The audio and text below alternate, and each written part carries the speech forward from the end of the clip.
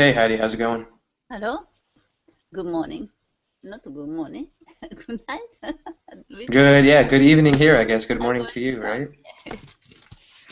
Yeah, it's night here now. Mm. I was teaching a class around 12 hours ago and I'm teaching one now. Mm. Yeah. How was your how's your day been so far? There is the same. I have still cast and needed to go to the clinic. It's Hmm. tiresome. I I slept in the clinic. Really? Yeah. You had to go very early to the clinic? Just I've returned. Oh, okay, just got back. Nice. Yeah. That's good. That's really good. Well, hopefully soon, like I would say maybe 2 weeks from now, or maybe even sooner, they can remove your cast for you so that you have you're back to normal, 100%. Yeah. Thank you. Yeah, My absolutely. wrist and elbow is fixed for 1 month. So at Uh-huh. first, after removing this cast, at first I need to have some exercise. Yeah. You know what happens? I've seen people who when they take their casts off, initially that the skin is very clammy, right? Mm. The skin is very uh it's kind of sticky. It looks abnormal. So when it's exposed to air, maybe for a few days, that's when it returns back to normal because this entire time the skin has been covered, maybe there's a little bit of humidity, Shed, sweat and things like that. So shed it's from the skin. Maybe. exactly, yeah, sweat from the skin. So it makes the texture of the skin kind of humid, a little bit uh, not very nice. Smell.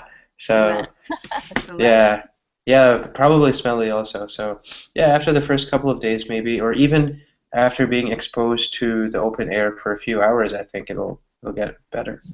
Have you ever experienced breaking bone? No, Oh no, no, no. you're Thankfully, lucky, I've lucky. never, yeah, I've never broken a bone before, but I've seen people who have casts or who have had casts when they remove the cast. Initially, I mean, they feel great, but it takes a little bit of, you Mm. know, a little bit of an adjustment to go all the way back to normal. But I feel So that my bone is connecting. My finger is a little stronger than before. nice, that's really good. I know when it comes to, I guess with some bones, I think heal faster than others. So my mom had a cast on her wrist for I Mm. think a few weeks. She broke her wrist and she it was her left hand, thankfully, but she had the cast for maybe 3.5 weeks or something. Mm. Uh, I know with leg bones, if it's a much bigger fracture, then those take a long time, maybe 2, 3 months, Yeah. depending on how big the break is. But yeah, it's not fun. Yeah. Like it's something that we have to get used to, I guess, if we find ourselves in that situation. But you can't do anything else besides that. Mm. I was watching a documentary on there were three shows tonight that I wanted to watch. One of them was about China, and I just started it. The second one was about Italy. Mm. I haven't opened it, or I haven't watched it yet. The third one was on the art of making sushi. Oh, Um, have you heard of a movie called Jiro Makes Sushi? I think it is. I don't know. It's called Jiro Dreams of Sushi. Mm. It's a very, very, very nice film. Yes, it's a Yeah. cartoon. No, no, it's not a cartoon. It's about a guy. His name is Sukiyabashi Jiro, I see. and he is a 85-year-old Mm. sushi chef, and he is so. I'm sorry. He is the owner of Sukiyabashi Jiro. Mm. His name personally is. I'm looking at the guy's name. I'm trying to see. I mean, his name is Jiro, but I'm trying to see his first name. Uh, yeah, Jiro Ono. Jiro Ono is his name, Mm. and he has a restaurant in Tokyo, and his life is all about dedication to his art form. You know, Mm. 85 years old, he wakes up every morning. He wakes up every morning at 6 a.m. He goes to the market, he buys the fish. Mm. He comes home or he comes to his restaurant, and his restaurant is only has space for maybe 10 people. It's Mm. a very small restaurant, but because he is so amazing at what he does, his restaurant was rated three stars on the Oh, really? Michelin ranking. Yeah. So his restaurant is one of the finest restaurants in Japan, Mm. probably the finest sushi restaurant in the world, maybe. Maybe very Yeah, expensive. probably very expensive also, Mm. but it is amazing what they do in his shop, and his dedication is absolutely amazing. Mm. Like the only day that he rests is the day, I think New Year's Day, he said. Mm. Every other day, even if it's a holiday, a Sunday, whatever, he goes to work. You shouldn't go to that restaurant. At first, if you eat that sushi, now wherever you eat another sushi, it's not good. It's going to be less quality. Yeah, it's going to be not as good as the one that he makes. So yeah, this was a really really fun movie. I Mm. was uh, I was very surprised because I like sushi, but the sushi that I get in, for example, my city or even in the normal sushi restaurants in the U.S., a lot of them are not even Japanese owned, restaurants. They are maybe Chinese owned or maybe they're Korean owned. Um, Other places they just make sushi. They have a sushi chef, but he doesn't know how to do a lot of different things. So it's kind of mass-produced, low-quality sushi. You Mm. have to, for the best sushi in America, you probably have to go to a big city like Los New Angeles, York? New York City. Yeah, New York City definitely. Chicago also. I think any big city has really good sushi. San Francisco, I think, has the best sushi in America. Mm. Yeah. The chefs from Japan come and work in San Francisco. So it was very fun to see that. But I don't think Jiro has any plans to move. I think Yeah, he already only 80, has 80 years old. yeah, 85. His son is taking over for him, Mm. and it's his store is in Ginza in Tokyo. Mm. So I think it's a very rich Yes, part of Tokyo. Shibashi is a very famous place. Yeah. Expensive land. Yeah, very expensive land. Seems like a lot of stores, a lot of department stores, famous people, rich people live in Maybe Ginza. Ginza is the place, the land is most expensive in the world. Really? Yeah. Wow. Yeah, I'm looking just at some pictures and it looks like Times Square, like in New York. Mm, Ginza yes. looks like Times Square, yeah. Cool, cool, very cool. So anyway, Heidi, it's 10 minutes in. Today we are going to be talking about the something that I think we've talked about recently as well, but I talk about the present perfect. Uh, So we know about the present perfect. I think we've had a good amount of exposure to it. But I wanted to ask you, the topic of today's conversation is going to be about theater and about the history of theater, especially in France, where mm, the world's oldest theater is actually reopening, um, or maybe has reopened already, or is mm. going to reopen very soon. I forgot what I Paris. got. It's actually not in Paris. It's in a smaller town. Oh, really? Yeah, it's somewhere in the south of France, I think. It's Theater in the other. Scala is very famous. Yeah. Yeah, yeah. Mm.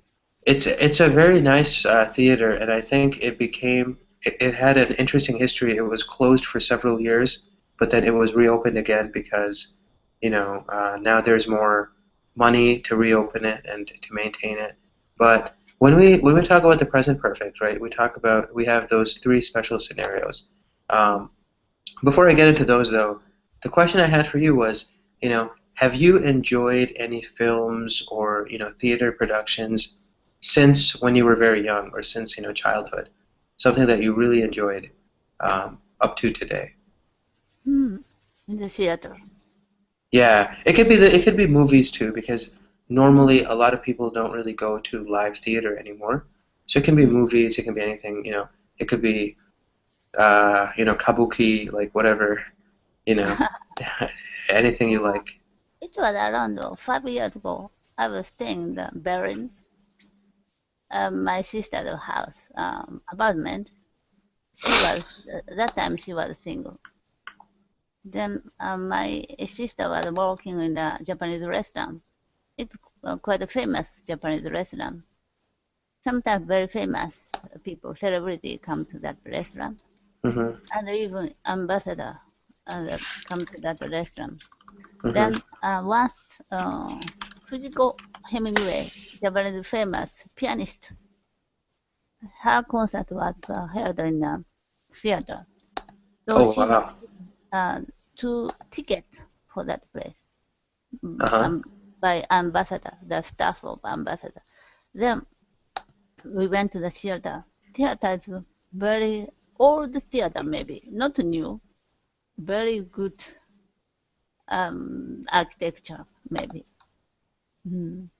And the inside was very quiet. Likely some opera would be held many times. Sure, sure. And was it something that was it like what kind of a show was it that you guys watched? Like what kind of theater? Mm. Only piano concert. Oh, okay, so it was like a musical Yeah, uh Fujiko show. Hemingway. She's already 70 or 80 years old, maybe 70 years old. Hmm. Her last name is Hemingway. Yeah, Hemingway. Is she? Oh, okay, Erica Hemingway. Okay, okay. I think I have heard about her before, although I'm not Mm. sure. Is she related to Ernest Hemingway? No, I don't think so. Okay. Her father was in Switzerland, Uh, and she and her mother and her father was living in the Switzerland. But World Second War, it's getting harder and harder. They come back to Japan, but her father is a foreigner, so Japanese government didn't admit she is Japanese. uh-huh. Interesting, So interesting. she didn't have a passport. Japan is kind of a blood system. So Yeah, uh, before World Second War, father's blood was very important. But her father is a foreigner, so Japanese government didn't give her some passport. yeah. They call this actually the concept of jus sanguinis. Jus Mm, sanguinis is Latin for, I think, the rule of blood, I think, something like that, mm, which means that citizenship or nationality is mm. based on the parents, Yes, right? yes. So Sangue is some, blood in Italian. exactly, exactly, yeah, sangre is blood in Yeah. Spanish. So yeah, there are many similarities. So jus sanguinis is something that some nations apply. Other countries, like like the United States, jus soli, which means if your birth is in the U.S., Mm, then you are automatically American. It doesn't mm, matter where your parents are from, right? So it's rule of the soil, or rule of the land, rule of where you were born. And jus sanguinis is more, it's the right of blood. Right of blood versus the right of the land that you are born in. mm, So, yeah, it's very interesting. mm. Uh, but so that's really cool. So you were at a concert in Berlin. It was a piano concert by Erica Hemingway, and seems like it was a big deal because we had all these famous people from the Yeah. Japanese government there, and also other Mm. people. And That's her interesting. mother brought a piano from Switzerland, Hmm. and she was pianist. She That taught is really her cool. piano. She was very strict mother. And when she was around 18 years old, mother sent her to the Switzerland. But Hmm. she didn't have a passport. She made a lot of effort.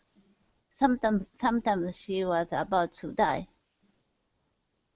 by Really? starving. Yes, Wow. So she really worked very hard, right? yeah.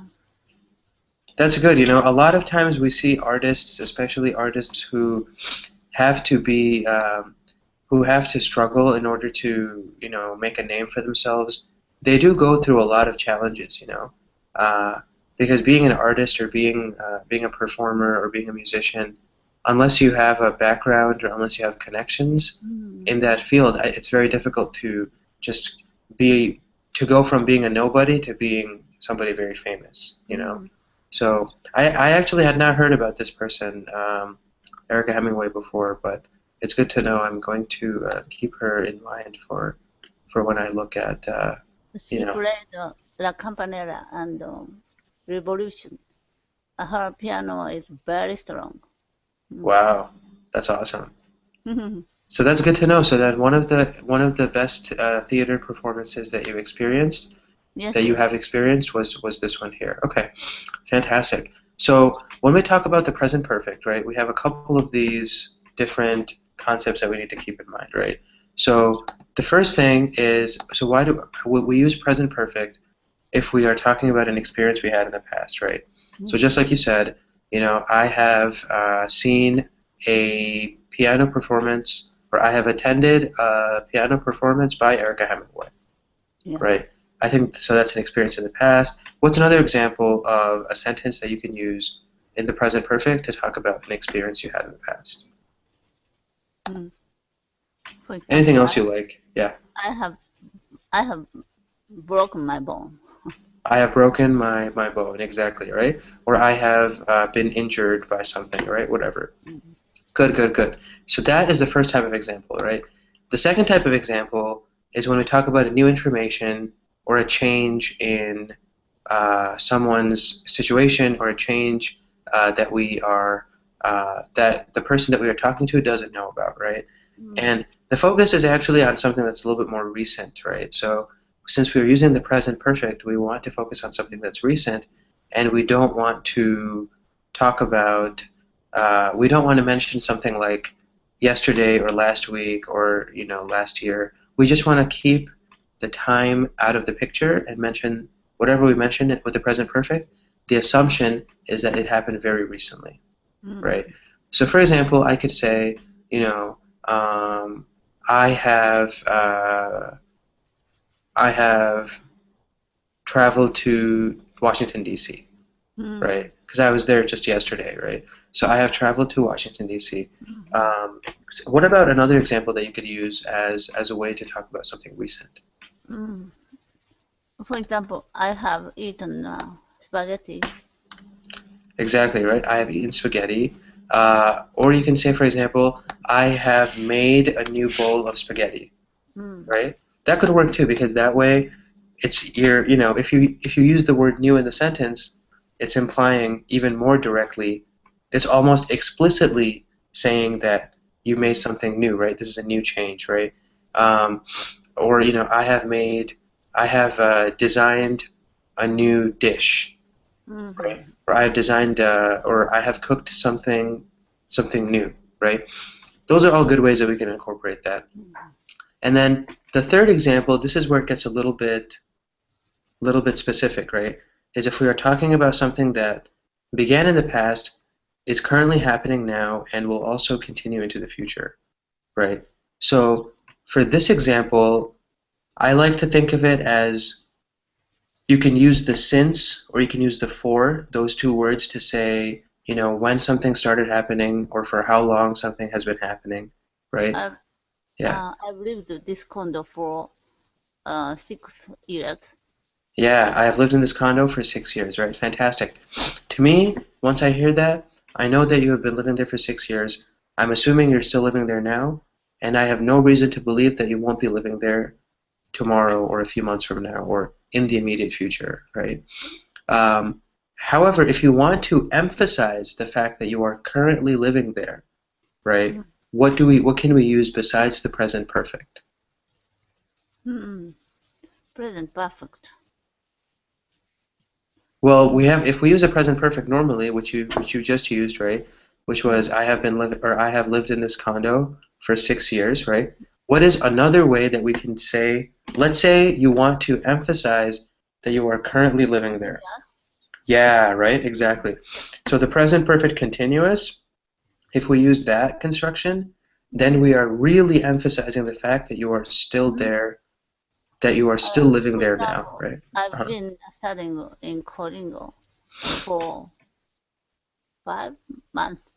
Yeah, I have been studying on Colingo for 5 months, right? So once you have that construction in the present perfect continuous or present perfect progressive, when you have the subject and then has or have been, and then a verb that ends in ing, that really shows that the stress, the emphasis in that sentence is that the action is still happening now, right? Mm.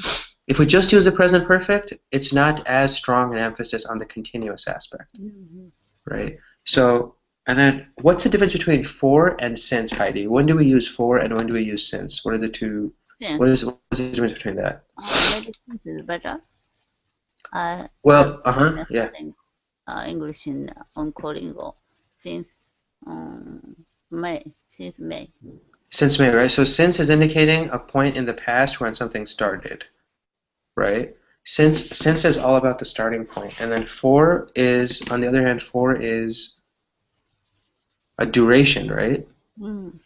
So for is the amount of time that you have spent doing something, right? So I have spent, or I have lived in Wisconsin for 18 months, Mm.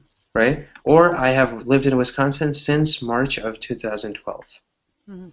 right? So that's the difference. Since is kind of the starting point. For is that entire period of time that you have been doing something or that you are doing something, right? Fantastic. Did you have any questions on this, Heidi? I know we looked at this maybe just yesterday, but uh, just wanted to make sure. No question. No questions. Okay, fantastic. So when we have these kinds of questions or these kinds of sentences, right? The one other thing is we can make questions using the present perfect, and we Mm. can, if we use ever, then we Mm. can ask something very specific about somebody's life, somebody's experience, Experience. experiences. For example, I can say, "Have you ever lived in uh, Have you ever lived in the United States?" Mm. Right? So using the present perfect along with the word ever, we Mm. are really we are asking about somebody's entire life experience almost. Whatever they've experienced in the past can be included within that sentence, right? Within that structure. So, have you ever lived in America? No, Mm. I have never lived in America, Have you right? ever heard about Scabashi Zero? Yeah, right? Have you ever, wait, actually, how do you say that one more time? Have you ever heard about Scabashi Zero? I know I have never heard of that person. Who is Zero, that? Zero Sushi. Oh, the Jiro Sushi. Okay, okay, okay. Maybe I just didn't. Oh, okay, that makes sense. Yes, I have heard of this person, right? I have heard of his restaurant, and I've also heard about him, right? So yeah, when we use ever, we are including all those experiences, right? We are really focusing on the full kind of life history of the person that we're talking about, or whatever it is that we're talking about in the past, right? Um, so. Any questions on that, Heidi? No question. Okay, fantastic. So I think we have a lot of time left in this class, actually, about 35 minutes. We can take a look at this article, and then we can go through some of the questions to make sure that we are practicing the future perfect, and also seeing what needs to be done. Is my sound freezing, Heidi, or do you notice a problem with my sound? No, very smooth today. It's very smooth today. Okay. Or if even if the video is freezing or something like that, let me know because No, never. okay, great, great, great. Today is Because very good. I installed this new program on my machine, and I think it might be. I thought it might be causing problems, but so far so good. That's good then. Mm. Okay, so let's take a look at the article here. If I go to, let's see, I'm just going to paste the link here.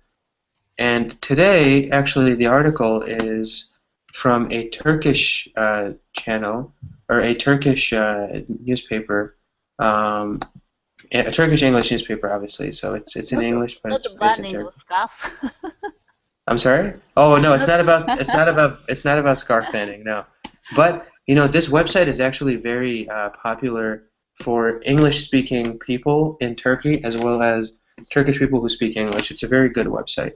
Mm. They have a lot of really nice news stories, kind of interesting news stories that you don't hear in maybe other channels or other parts of the world. So okay, so let's see. Hopefully, it doesn't open up in Turkish. Okay, world's oldest cinema to reopen on Wednesday in France, right? So this already has been open, Mm. because this article is a little bit old. So it's already been open. So let's read about it. The world's oldest movie theater, where the first films of the pioneering Lumiere brothers were screened in 1899, reopens in a sleepy southern French town Wednesday after an extensive facelift. Right. So what do you think they mean by facelift here? This this theater will open after an extensive facelift. What does that mean?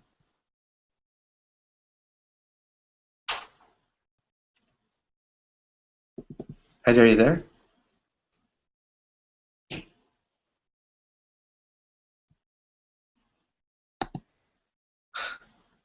Heidi, can you hear me? I'm sorry, I muted. Oh, no worries. Yeah, what do you think facelift means? Yeah, a sleepy southern French town, just very quiet town. Uh-huh. But what about this word facelift? Facelift, where? It's the last word in the first paragraphs. Extensive facelift. So it's going to reopen after an extensive facelift. What do you think they mean by facelift? I don't know, maybe reformed, no? Yeah, so facelift actually, what they're saying is that it is a, it is they went through some kind of renovation, right? So if somebody has a facelift, the way that that's meant in English is, they've had a makeover, right? Mm. Somebody has made them more beautiful, somebody has made them more handsome or pretty or whatever the case might be. In the case of a building, we're talking about some kind of a renovation, right? So this theater is opening after undergoing a very long or after undergoing, excuse me, a renovation. Okay, so gleaming gleaming velvet seats replace dusty chairs. Fresh yellow paint and mosaic tiles adorn the facade, while oak floors take the place of old carpets. The Eden Theater, so it's known as the Eden Theater, which closed in 1995, is all set for an inauguratory gala event. Right? Actresses Juliette Binoche and Natalie Bay and film director Roman Polanski are reportedly among the stars expected to attend Wednesday's ceremony at the Seafront Theater in La Ciotat, a town near the sprawling port city of Marseille. It was at Eden that the Lumiere brothers, Auguste and Louis, screened their first moving pictures to 250 dazzled spectators on March 21st, 1899. The theater was then owned by Raoul Gollaud, I don't know how to pronounce that honestly, a friend of the brothers' father, Antoine Lumiere, a rich industrialist. Over the decades, the Eden became both a cinema and a theater, and several French film stars such as Yves Montand and Fernando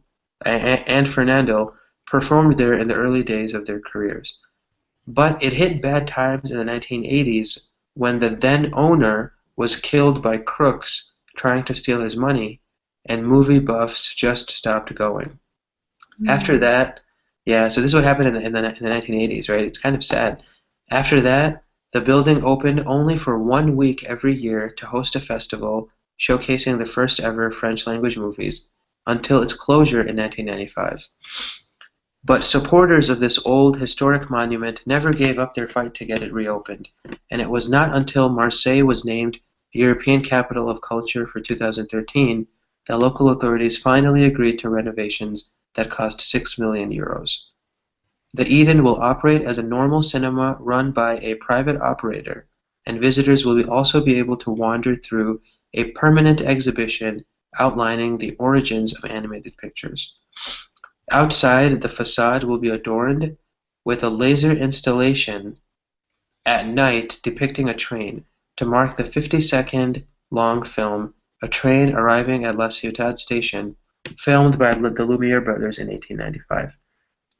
The challenge, though, will be to make the 166-seat theater economically viable, and fans of the theater believe it should be a larger cultural project that offers educational tours for school children, screens restored films, and hosts film festivals, right? So it is one of these things where, when we are looking at the idea of this campus or the idea of this theater reopening, one of the fears that the people who have spent so much money and time reopening this theater have is that we might not be able to keep this theater open for a very long time, right? The financial kind of situation in France, or maybe in the theater industry in France, is not something that is optimistic. They don't have an optimistic financial situation. It might be that this theater may be closed. Who knows? If they can't find the money, then it might be closed again. But before we talk about that, though, what did you think about the article? The fact that this very old theater is now being reopened. Yeah, it's very beautiful and maybe historical, no? Yeah, right. I think it is very historical because I think the idea is that the first ever filmed moving films were aired at this theater in 1899. So it's And a very could long you time name ago. Yeah. the city of Marseille? Is it close to Marseille? Yeah, that's what they're saying. It's near the city of Marseille. Yeah. I've been in Marseille once. I heard it's really nice. I haven't been there. Yeah, it's very beautiful town, a city. Mhm. If the theater is close to Marseille, it's very good. Yeah. Marseille is a very old city. There are many Yeah. old things, old shop and church. Yeah, I think the architecture, especially in that part of France, like southern France, I think is very very picturesque. Very scenic. Has a lot of has a lot of culture that maybe is different from Paris and northern France. Uh, but so Heidi, looking at this, definitely this theater has had a very important place in Mm. the culture of France and in French cinema as well. How has theater contributed to Japanese culture? Has it been important in Japanese culture? Now, before Japan was very poor. Their regiment was only going to the movie. So I don't know Golden Week, name of Golden Week. No, I don't. It's from April, end of April to until May 5th or 6th, until Hmm. the Sunday, the second month, Sunday. We call it Golden Week. Golden Week came from movie industry. It's long, long holidays. Hmm. So people didn't have anything to enjoy. They went to the theater to see a movie. Hmm. Then movie industry named this week Golden Week. Golden Week is for industry, not people. Yeah, it's to make money, right? Yes, yes. So, I mean, even in terms of classical Japanese theater, like maybe during the samurai era or now even, I mean, I know about, kabuki really, but are there any other forms of traditional Japanese theater that have been very important? Yeah, kabuki is a very old kind of play, a kind of musical, Japanese musical. Hmm. Every period, people enjoy that. And the idea is, I think, I think the thing about kabuki was it was accessible by all the social classes, right? Mm. Even though it was maybe the rich and the famous were able to support kabuki because it was expensive, but I think even the common people could watch it, right? In the period, female and male is kind completely separated until getting married. So if they play female and male together, it was kind of, not say, um, maybe religiously very bad, like Muslim countries. Hmm. So male played even the female role. Yeah, I actually heard that Mm. especially they would take young boys would sometimes play the roles of girls because their voices hadn't changed yet, Yeah. or different things like that. Men would play Mm. the roles of women in a kabuki. How common is it now? Like, do they still have kabuki shows for tourists and for other people? Mm. Still now, only men can play kabuki. Oh wow. Mm. It's tradition. So no females even now in No. wow, okay. That's very interesting. Um, and so, Heidi, do you think is theater an important way that we can express art, like through movies or through live theater, through Mm. comedy, through concerts? Is it an important part of art, or is it Yeah, maybe something? it's very important. In the period, they can't say any bad things about the government, Hmm. about the samurai warrior. Maybe only kabuki express something about some samurai world, Hmm. but ironically, not directly. Yeah, So so people enjoyed it. so it could be something that also served as a way of social commentary, right? Yes, yes. Because through theater, like you're saying, they didn't directly make fun of the emperor or make fun of the government or, politics or Mm. people, but they did so creatively using theater, using, I don't know, maybe their songs Mm. or, maybe their performances.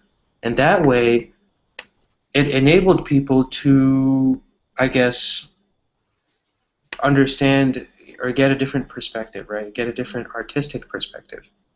Um, I think we still see that a lot today. You know, Mm. art as an expression of resistance, or as an expression of change, or as an expression of doubt, right? All of these different things. Like Mm. people use their creative skills or their creativity to come up with um, art forms that will make others think, Mm. right? And after World War, before American movie was banned to show in the theater, but Hmm. after World War II, it finished. Then many movie came from America. Hmm. My father said he was very surprised because American culture was much different from Japanese. They are very rich. They had a refrigerator and a car. Yeah. Even while during the World War II, they enjoyed their life. Japan was suffered by food and anything. Oh yeah, yeah. Japan definitely faced of extremely Mm. tough economic times during World War II. But I mean, I guess I think nowadays Western theater and Western movies and Hollywood and all these other things are extremely popular in Japan, right? Mm. Yes, yes. Nowadays, even Japanese movies are quite good sometimes. Then Hollywood remakes some Japanese movie, like Shall We Dance or Hachi. Hachi. Do you Hachi, know? I Hachi is haven't a heard it. I dog. haven't heard of this one. Mm. I haven't heard of this one, but I do know Japanese. I mean, I think Japanese animated culture has really absorbed or has really taken over the world. I think like the Japanese Mm. cartoons and Japanese movies. I am not so familiar with, but Mm. definitely cartoons and definitely um, children's material. Like when it comes to, I guess, comic books and things like that. Or comic books are enjoyed by everybody as well, but comic Mm. books, Pokemon. I always think of Pokemon. I don't know because I grew up in the age of Pokemon when I was 7 all the way until I was maybe 11. Those 4 years in the late 90s. I mean, the Pokemon was untouchable. I mean, it How was about the, Dragon Ball? Dragon Ball Z also. Yeah, Dragon Ball Z is also extremely popular. Mm, I never really was into Dragon Ball Z. I was never very fond of that, but I know a lot of people who are still extremely fond of it. And mm, I mean, like I think the biggest thing for my generation was before iPods and the computer and the internet took off, it was mm, Pokemon. mm, Honestly, it was Pokemon. Pokemon was the last thing before the iPod. Like mm, when we were 11, 12, like 1990, 2000, 2001, the iPod generation started at that point, and that's when everything just took off. I mean, technology, Facebook, social media, everything went crazy at around 2001, 2002. But before that, from 1999 to 2002, those 3, 4 years, even as late as 2002, 2003, Pokemon was like extremely popular. I mean, I don't know how many billions of dollars that company made from the cards and the video games and the movies, you know, mm. unbelievable amount of money. I mean, such a an addictive marketing strategy.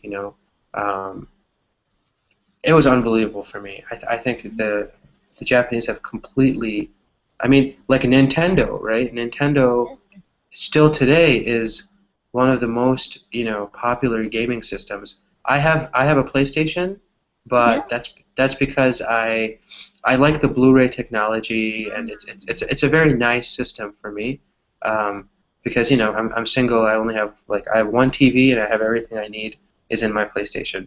Uh, Mm. but for children, the Nintendo Wii, Game Boy, GameCube, right? I mean, revolutionized everything. Everything, Do you absolutely know everything. first Nintendo? Yeah, Super Nintendo, the very first one. Mm. I had it before, and then when I was a kid, I think I sold it or something. But extremely popular. Mario, I Yes, yes. mean, Street Fighter. Nintendo has continues to be a leader Mm. in entertainment and technology, and I don't know what their next gaming system will be, but Xbox is releasing Xbox One, and PlayStation is releasing PlayStation 4. So Nintendo maybe will also release something. I think they said something like the Mm. Nintendo Dolphin or the Wii Dolphin, something like that Yeah, I would be think the next one. Super Mario Brothers made Nintendo big company. Oh yeah, yeah, Super Mario Brothers, and then after Super Mario Brothers, there was in 2000, maybe 1999, 2000, there was a game called Super Smash Mm. Brothers. I It's don't know much if you heard about different this one. from previous games, right? Yeah, Galaxy or it was. It was. I mean, Invader games. hmm Before Invader games or ping pong games like that. But the Super Mario Brothers was much different from others. absolutely, and it became a sensation. I mean, it's a game that changed video games forever. Mm. When you have Super Mario Brothers, when you have multiplayer functionality, right? I remember one of the first games that I played on Nintendo was Yoshi's Story, Mm. right? I don't know what kind of. Yoshi is a green dinosaur in the Nintendo character, Oh, or in really? I don't know. all the Nintendo characters. There's a green dinosaur named Yoshi, and Yoshi's story was the Super Mario version of Yoshi's character, right? Mm. So Mm. Super Mario Brothers is all about Mario, Luigi, Yeah. their family, or they have girlfriends, Peach and Daisy, and I mean, it's very funny, right? It's very fun for little kids also, as well as children. But Yoshi's Story was very, very, I mean, addictive game. Same concept where you're Yoshi, you're jumping, and you have obstacles, you have to pass levels, Mm. that kind of a game. And then Zelda came out, Yes, yes. Legend of Zelda, right? Mm. Yeah, yeah. I mean, like I was, I don't know, 8, 9, 10, 11 years old, and my friends and we would go outside, play soccer or football or whatever for maybe 2 hours, come home and play Zelda for 6 hours. Like that's how lazy we got. Because, I mean, not lazy, but we were just addicted to this game, Mm, right? Nintendo changed everything, mm. absolutely, and Yeah, especially for children. Yeah, me too. I enjoy the Zelda. Zelda. it's fun. I mean, they're brilliant, right? They know how to create games that will be educational, non-violent too. I mean, Yoshi, like Super Mario Brothers, you jump on the mushrooms and you get points, things like that. Nothing like nowadays. The games I play are 100% opposite. I mean, Yes. Yes. shooting, killing, blood, Mm, fighting, all that kind of stuff. But this stuff is for kids, and it was remarkable what they were able to do. Um, anyway, enough for me, Heidi. One other question for you. So, one of the things that we see in this article is, this theater was closed in the 1980s because the owner was actually killed. Right? mm, So, when it comes to maintaining art or maintaining theaters and public spaces for art, how important are how important is money when it comes to that? When it comes to financing art? mm. Money. Yeah. Money is very important. But common people, not so much important. Sometimes I'm surprised. For me, money is very important. I always think so. But some people say money is not important. I like, for example, I like close nuclear generation system. Hmm. No matter how many the electricity goes up, but for me, electricity fee is very important. Why you say so? Then after that, actually, energy supply companies asked us to raise up the supply 10%. People got angry. So Hmm. at first, money is important. You should think so. If you lose money, Hmm. then you are you became poor. You realize money is very important. Hmm. But when it comes to like, in terms of like the community, right? So, like, if a community like this community in Marseille or near Marseille, you Mm. know, when it comes to the public or the people or a community maintaining a place of art like a theater, Mm. should that be a priority? Like, should cities and people and citizens donate money or help keep these places alive? Yeah, yeah. To keep culture or something positive, we can donate some money. But Hmm. if the donation if we don't know where donation is going to, we don't want to donate that money, right? That's true. That's true. So if it's something that we know about, if it's Mm. something that we can agree, like let's say everybody in Ginza district, right?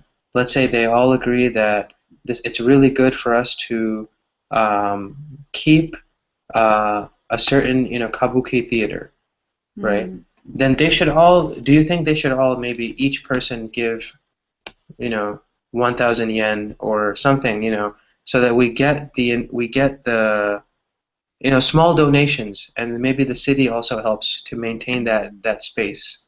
Mm. I think it's nice to have that Yeah, because if my yeah, husband hometown. uh-huh, Before when I got married, at that time there is small theater in that town. hmm. But only a few years later, it already disappeared. Then now there are no theater, no coffee shop. Very sad. Really, Yeah, is it because they, I guess, because of population. The uh-huh, the town is old town. The people are getting older. They don't want to go to the theater anymore. uh-huh, So it's closed. that's very interesting. Mm. And so how are they maintaining, or I guess because there's no money now, are there any plans for those theaters to come back? It's very difficult because the population is shrinking. No one is Mm. there in the towns, right? Everyone's going to the Yeah, cities. and theater was very important for my husband. When he was young, he often went to the theater. Uh-huh. Mm. Nice, very interesting.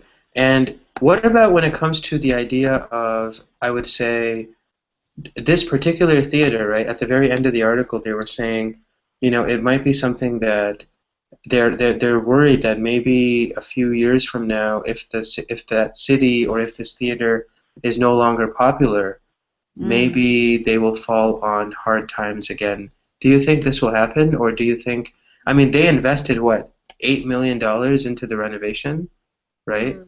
Do you When think I maybe people will, look, yeah.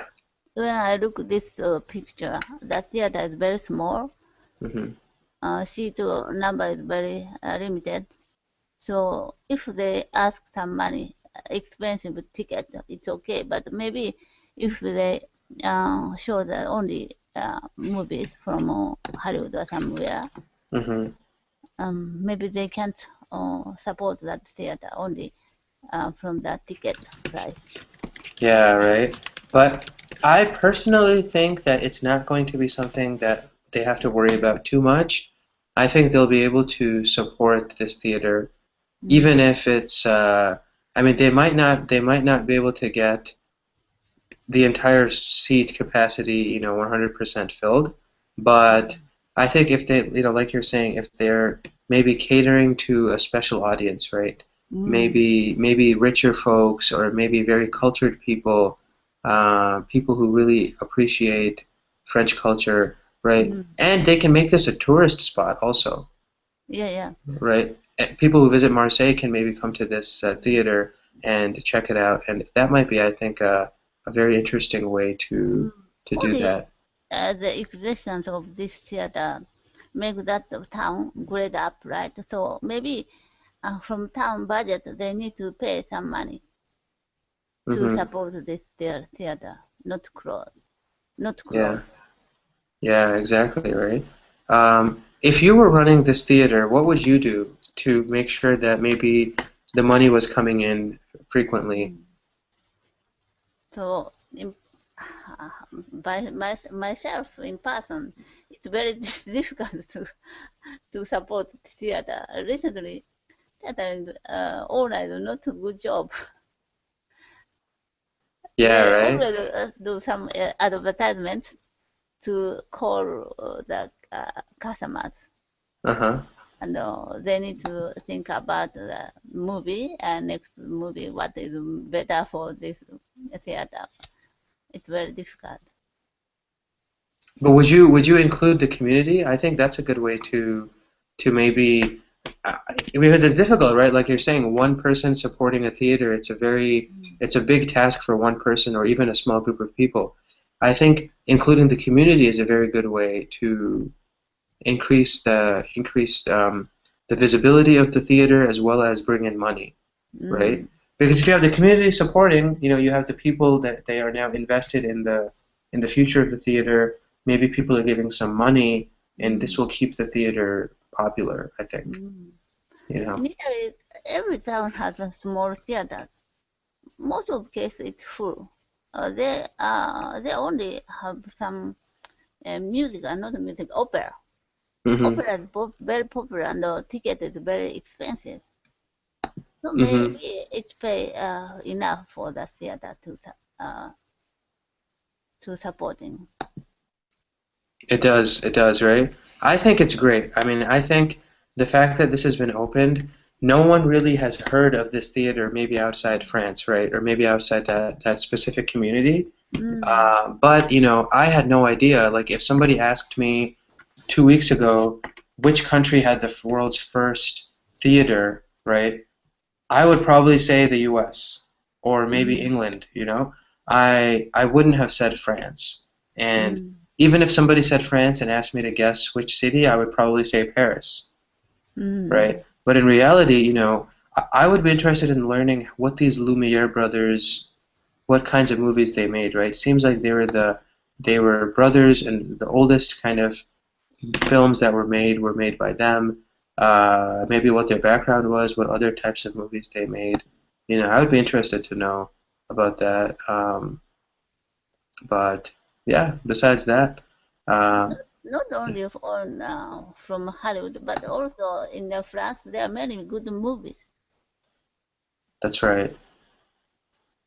What would you say? Would you say if you got a chance to go to France, would you visit this place again, or would you visit this place? Yeah, if I visit Marseille, okay, yeah, I want to go there. Yeah, definitely to check it out. I think it would be really nice to see kind of what the inside of the theater looks like, how ancient, not ancient, but how older theater, was performed or whatever the space or the movies that they watched and things like that. Yeah. Well, Heidi, great class as always. Did you have any other questions? We talked about present perfect. We Mm. looked at the three scenarios. We looked at the ability to ask questions in the present perfect also. For example, if you use the present perfect along with ever, right? Mm. Have you ever visited Marseille? Have you ever tried sushi? Uh, those kinds of questions we can use to ask about a person's entire life experience, Mm. right? Talking about if they've ever done something, right? And Mm. then we also looked at the importance of the present perfect progressive. And how Mm. is how is that one important again? When do we use the present perfect progressive? Um, Emphasize that the things when it happened. Yeah, emphasizing that an action that started in the Mm. past is still continuing in the Yeah, present. continue. Yeah. Exactly, exactly. So, any questions on any of that? No question. Great, great, fantastic. I have another class starting right now as well, so feel free to join that. Otherwise, I'll see you sometime soon. Yeah. Thank you very much. Yep, take care, Heidi. Thank you. Goodbye. Bye bye. Bye-bye. Yeah. Small restaurant, but because he is so amazing at what he does, his restaurant was rated three stars on the Oh, Michelin really? ranking. Yeah. So his restaurant is one of the finest restaurants in Japan. Mm, Probably the finest sushi restaurant in the world, maybe. maybe very Yeah, expensive. probably very expensive also, Mm, but it is amazing what they do in his shop, and his dedication is absolutely amazing. mm, Like he's the only day that he rests is the day I think New Year's Day, he said. mm. Every other day, even if it's a holiday, a Sunday, whatever, he goes to work. You shouldn't go to that restaurant. At first, if you eat that sushi, now wherever you eat another sushi, it's not good. It's going to be less quality. Yeah, it's going to be not as good as the one that he makes. So yeah, this was a really really fun movie. I Mm. was uh, I was very surprised because I like sushi, but the sushi that I get in, for example, my city or even in the normal sushi restaurants in the U.S., a lot of them are not even Japanese owned, restaurants. They are maybe Chinese owned or maybe they're Korean owned. Um, Other places they just make sushi. They have a sushi chef, but he doesn't know how to do a lot of different things. So it's kind of mass-produced, low-quality sushi. You Mm. have to, for the best sushi in America, you probably have to go to a big city like Los New Angeles, York? New York City. Yeah, New York City definitely. Chicago also. I think any big city has really good sushi. San Francisco, I think, has the best sushi in America. Mm. Yeah. The chefs from Japan.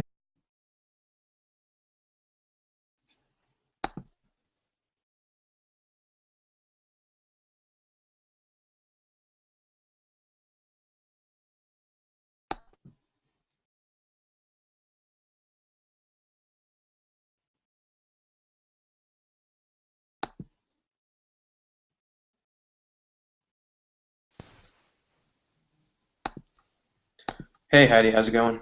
Hello? Good morning. Not good morning. Good night.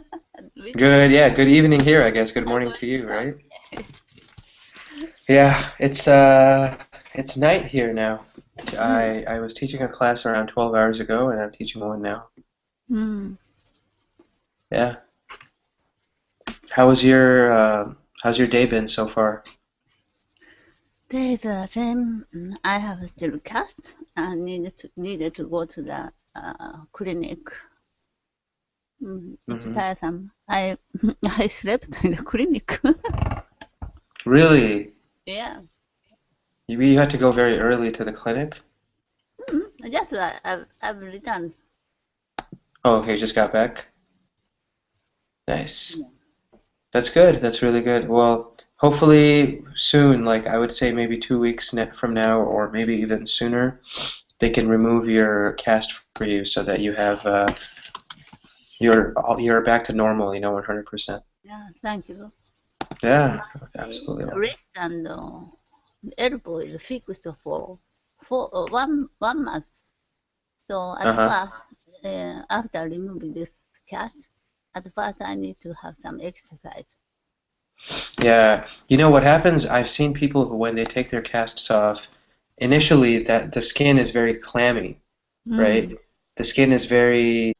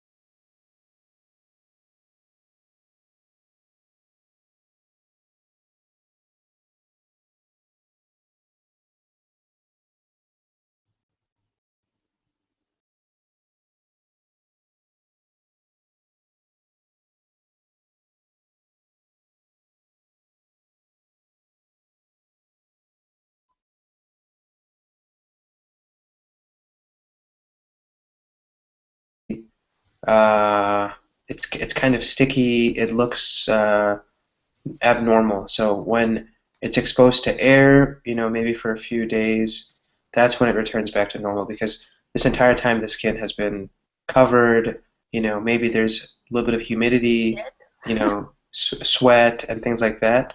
So shed it's from the skin. Maybe. exactly, yeah, sweat from the skin. So it makes the texture of the skin kind of humid, a little bit uh, not very nice. Smell.